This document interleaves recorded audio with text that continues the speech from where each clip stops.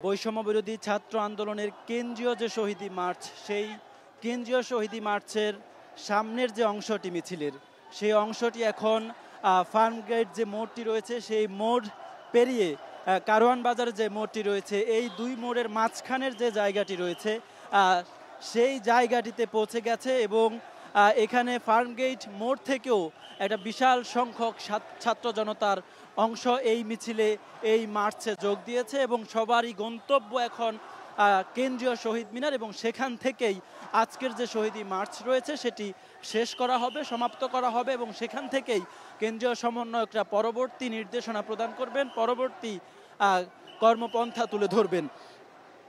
গত মাসের ঠিক এই দিন 5ই আগস্ট, যেটিকে শিক্ষার্থীরা ছাত্র জনতা আসলে 36 জুলাই বলতে চান, সেই 5ই আগস্টও আমরা যারা রাস্তায় ছিলাম, রাজপথে ছিলাম, এই সময়টিতে আমরা যদি স্মরণ করার চেষ্টা করি, ঢাকা শহরের কোনো অলিগলি বাদ ছিল না যেখানটায় মানুষের মিছিল আমরা দেখিনি, যেখানটায় সাধারণ মানুষ ছাত্র জনতার অবস্থান আমরা দেখিনি।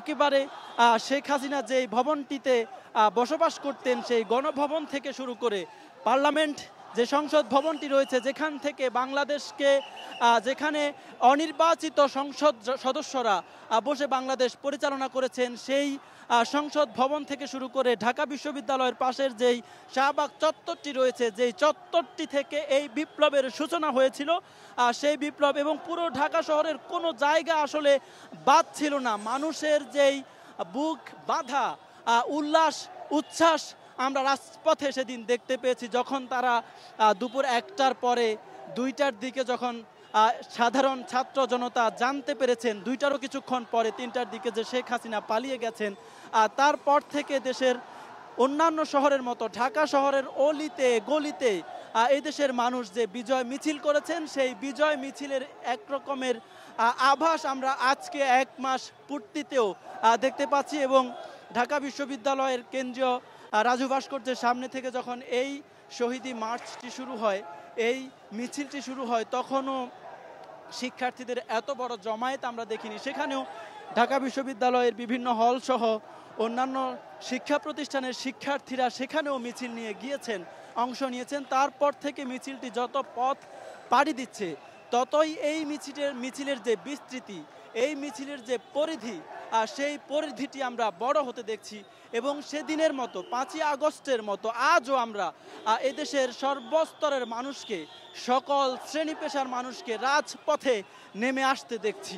এবং এখানে শিক্ষার্থীরা যেমন রয়েছেন, এখানে সাধারণ মানুষ যেমন রয়েছেন, এখানে শ্রমিক রয়েছেন, এখানে কর্মজীবীরা রয়েছেন, প্রত্যেকটি পেশার মানুষ আজও সেই 5ই আগস্টের মতো, যেদিন স্বৈরাচারী শেখ হাসিনা সরকার পদত্যাগ করে পালিয়ে গিয়েছিলেন, সেদিনের মতো আজও এদেশের সর্বস্তরের মানুষ রাজপথে নেমে এসেছেন।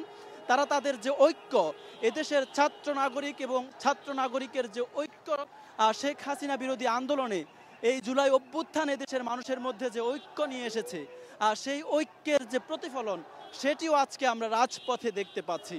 শত শত মানুষ, হাজার হাজার মানুষ, যেখানটার মিছিলের শুরু থেকে শেষ আসলে আমরা দেখতে পাচ্ছি না, সেই মিছিলে তারা সবাই অংশ নিয়েছেন। এবং এই মিছিলে আমরা শিশুদেরকে পর্যন্ত অংশ নিতে দেখছি, যেমনটি আমরা দেখেছিলাম জুলাই অভ্যুত্থানে সকল বয়সের মানুষ রাজপথে নেমে এসেছিলেন, যেমনটি আমরা দেখেছিলাম 5ই আগস্ট শেখ হাসিনার যে কারফিউ ছিল, সেই কারফিউ ভেঙে রাজপথে যেভাবে মানুষ নেমে এসেছিলেন।